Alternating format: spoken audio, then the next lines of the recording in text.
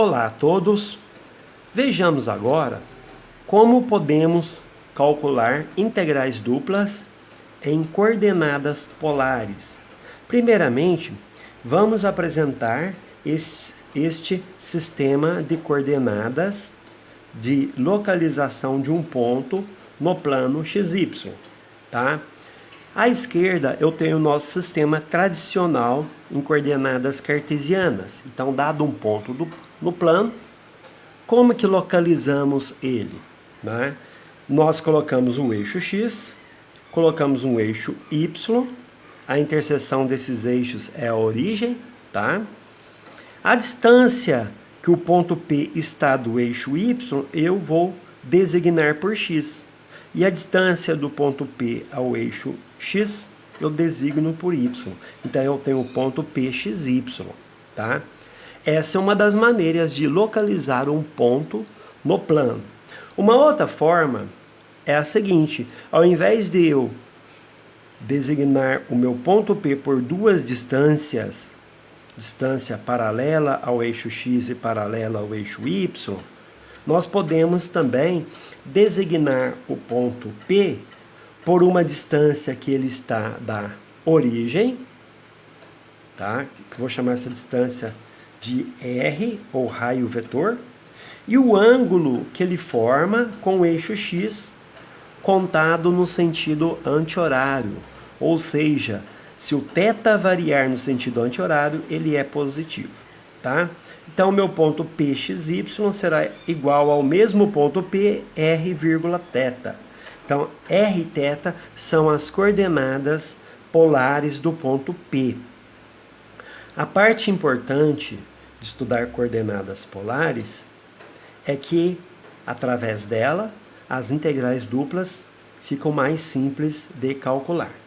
Para isso, vamos relacioná-la com as coordenadas cartesianas. Vamos olhar aqui na segunda figura. Eu posso utilizar o teorema de Pitágoras, que afirma que o quadrado da hipotenusa é igual à soma dos quadrados dos catetos.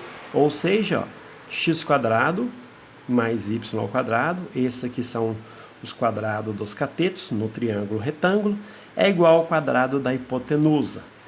Então, essa expressão será muito útil. x² mais y² é igual a r², tá? Agora, da trigonometria, o cosseno de um ângulo agudo θ, ele é o cateto adjacente dividido pela hipotenusa, ou seja, x dividido por r, conforme essa expressão aqui. Cosseno de θ, x sobre r. Da onde tiramos que o x é r cosseno θ. Portanto, se eu conheço as coordenadas polares de um ponto, eu posso identificar a abscissa desse ponto através desta relação.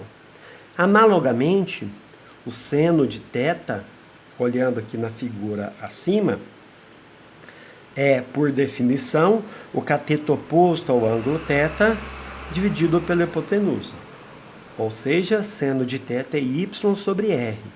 Passo o r multiplicando, y é igual a r seno θ.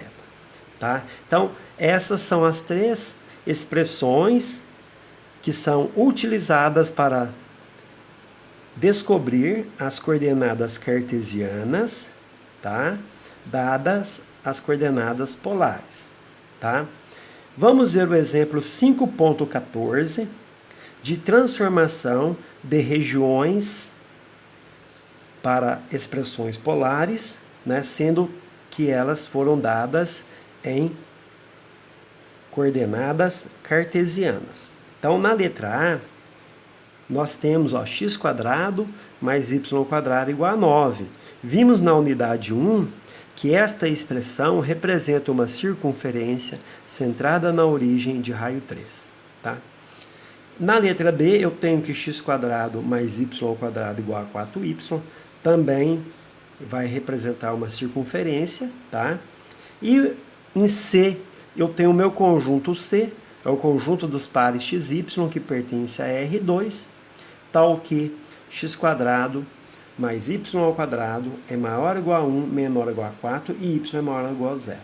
Então, o que representa esse conjunto e como que ele é expresso em coordenadas polares, tá? Vamos resolver a letra A. A letra A diz que x² mais y² igual a 9. Mas vimos que x² mais y² é r². É a relação entre coordenadas cartesianas e coordenadas polares. Portanto, o meu r² é 9. Extraindo a raiz quadrada, r é a raiz quadrada de 9, r igual a 3. Então, essa expressão da letra A, ela em coordenadas polares, é simplesmente r igual a 3. Lembrando que o r, o raio vetor, é um número positivo. Por isso que eu tomei a raiz positiva aqui, tá? E r igual a 3 significa que ele não depende de θ.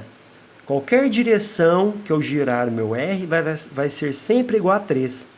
Tá? E como o r é medido a partir da origem, eu tenho então essa circunferência centrada na origem e de raio 3. Tá? É isto que representa essa expressão x² mais y² igual a 9. Observe que essa expressão em coordenadas polares, que é r igual a 3, é muito mais simples. Tá? Vamos para a letra B. Na letra B, eu vou transformar essa expressão aqui, ó, x² mais y² igual a 4y, em coordenadas polares. Vamos ver qual expressão irá resultar. Vou usar novamente aquela relação, ó, sendo x² mais y² igual a r² e y igual a r seno θ. Então, vamos substituir aqui. Vai ser r².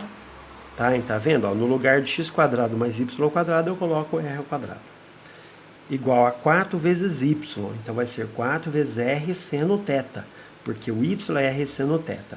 Uma vez que o meu r é sempre maior que zero, eu posso dividir tudo por r. Tá? E obtenho essa expressão em coordenadas polares. R igual a 4 seno θ. Tá?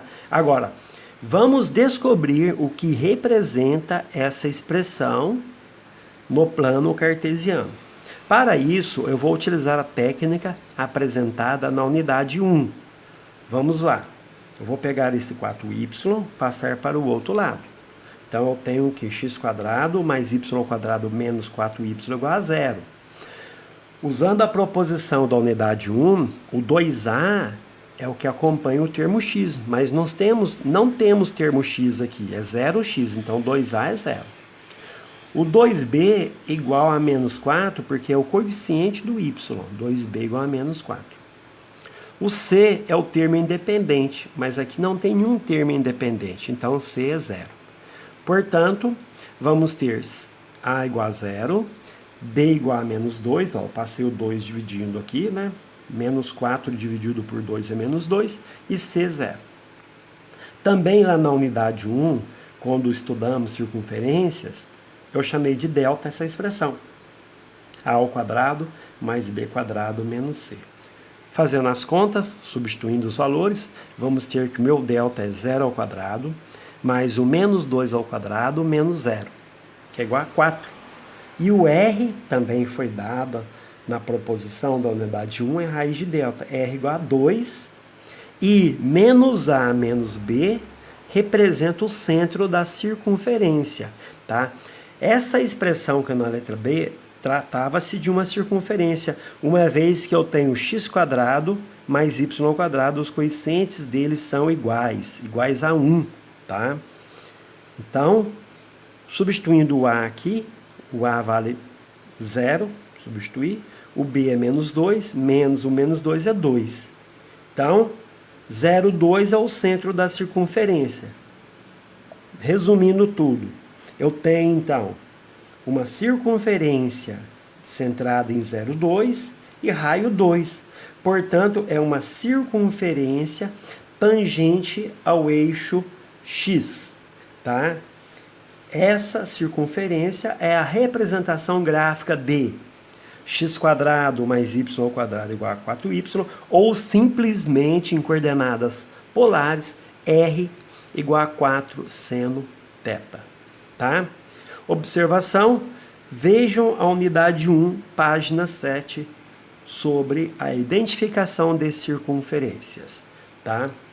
A letra C, daquele conjunto que eu apresentei agora há pouco, está resolvida na unidade 5, e vocês leiam com atenção e vejam a resolução do item C.